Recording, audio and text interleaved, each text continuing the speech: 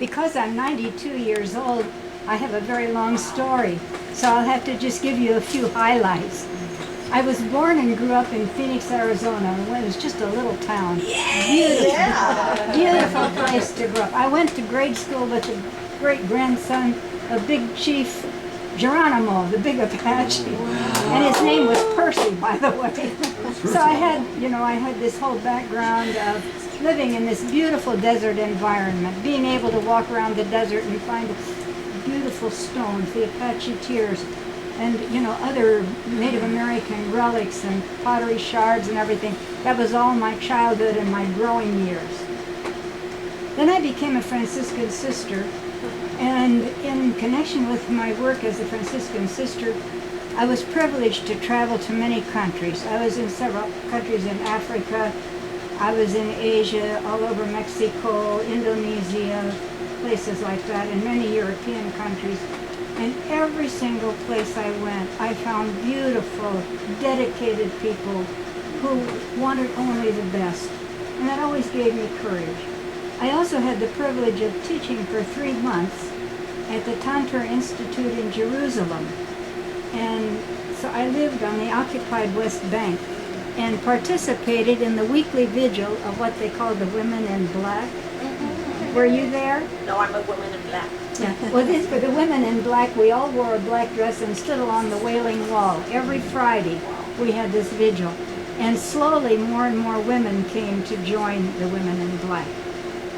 Then, after all of that, at the invitation of my dear friend and brother Louis, I came to Las Vegas and lived for 15 years in a public housing apartment with Sister Clarita, another Franciscan sister.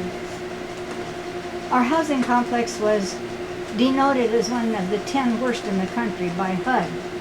So you can imagine that I saw every possible type of human misery and degradation, and my heart was often broken what was happening to people. In the end, the housing project was closed and we moved.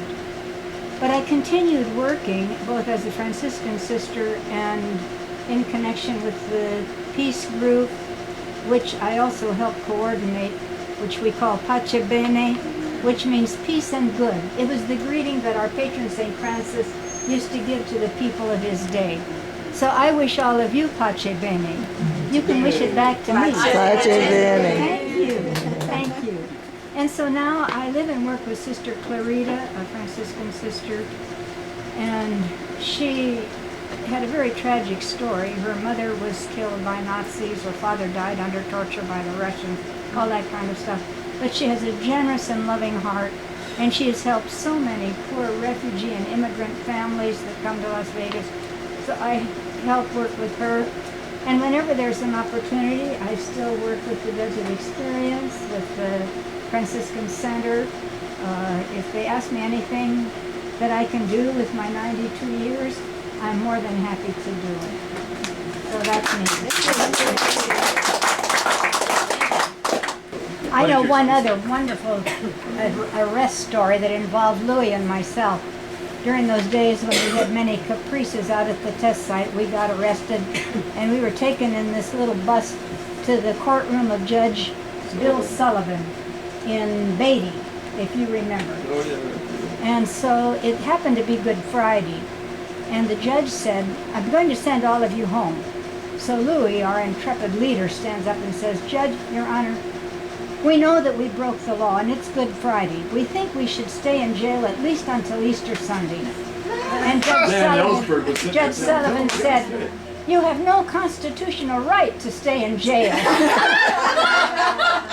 says, Father Louis, you may have He something said, to "Go say home." outside, but here I'm... So we all went, we were standing there so bravely, we're going to go to jail till Easter Sunday. He said, you have no constitutional right to go to jail. Go home. Well, I always remember that little story. Oh, that's enough. Okay, let's keep going around.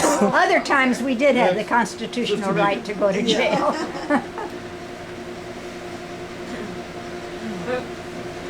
Welcome, because some of us are the hostesses and delighted that you have expanded our very vulnerable, minimal vigil presence here that Ellen yesterday said, aren't you being a permanent presence?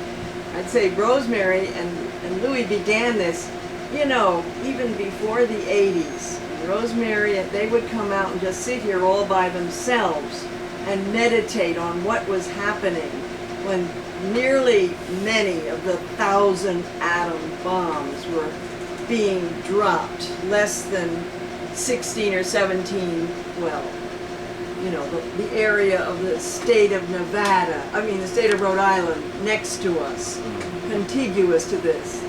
And so they gave the presents, and then thousands of others. We've been here where there were 5,000 camping in March for a week, and that happened twice. I mean, I'm not saying myself, but just that you're joining a huge crowd on this sacred, tortured land. And I'm just so grateful for you to continue whatever little bit of healing, because the healing is coming from the goddess temple, which exists for the healing of the spirit of the people who were the stewards of this land and so pained by what has been happening since 1951 on their sacred, sacred land. So my bit of life, which is now 79 years on this earth, I'm senior to him, believe it or not. I'm junior to Rosemary. When I was 8 years old, the man next to me on Claremont Avenue near Columbia University was doing something he could not tell his wife what he was doing. Going out every day to the physics department at Columbia, and 10 years later, we learned that he was in the Manhattan Project way back before it went to Chicago. And we knew he understood the Einstein theory when we were 8 and 9. What was that? Something very few people in the world understand, was the way it was described. And then he finally, after 1945, I remember it so well, being at camp in Maine when it happened, and how for 10 years we said, oh, the war was ended by that bomb. And my uncle, who's now 97, was in Nagasaki 6 weeks after it landed for the next 3 months. So it's touched my whole of my life until I came back from Africa to care for my mother. I was in Africa from 62 to 2004, but in between. We met Louis and Rosemary here in the 80s in their faithful yearly presences through the year. So when I came back from Africa, I happened to be able to kind of replace these Franciscans who had to disappear to do other things from our compound that they had bought. And you're all welcome to come to and stop by in Las Vegas.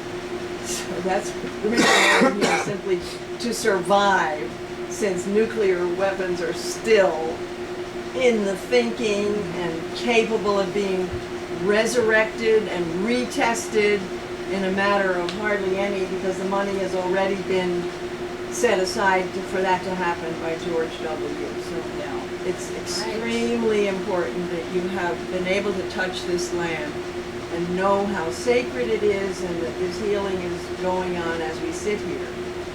And you are Sister Megan. I'm Megan, yeah. But she is sister. Correct. And originally from New York? Manhattan. Yes. The Manhattan Project. We're the smart people. Well, I Some just of them. happened to like What was the name of accident this? of birth. What was the name of this next door neighbor? His name is Dr. Selig Hecht. And he then, in 1951 or so, wrote a high school textbook so that kids could understand the Einstein theory in 51, just for them. And when he died of cancer in maybe 52 or 53, he asked to have his ashes sprinkled over the Pacific. And we never could, it was only gradually that my mother and I began, as we'd come out here, and we'd hear the story from Louis and Rosemary in the 80s of the gargantuan budgets that were being spent 6 or 8 times a year as they did the underground testing for millions and millions of your dollars. digging down. How far? Was it a mile underground? The unbelievable expense was poured into this ground out here.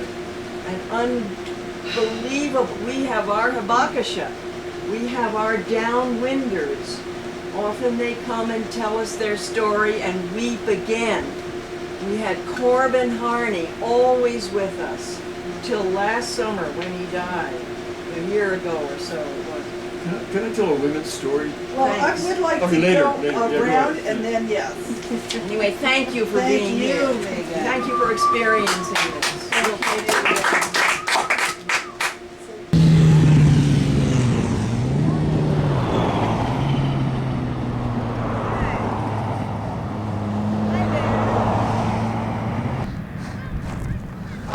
Yes, what could be accomplished if we take all that energy and put it to good use? want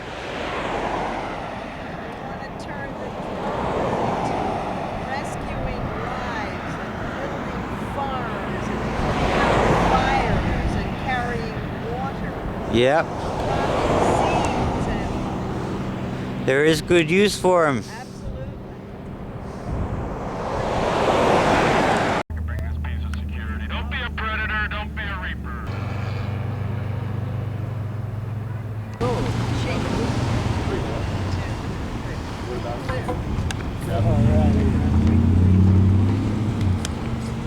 Are you okay now, Megan?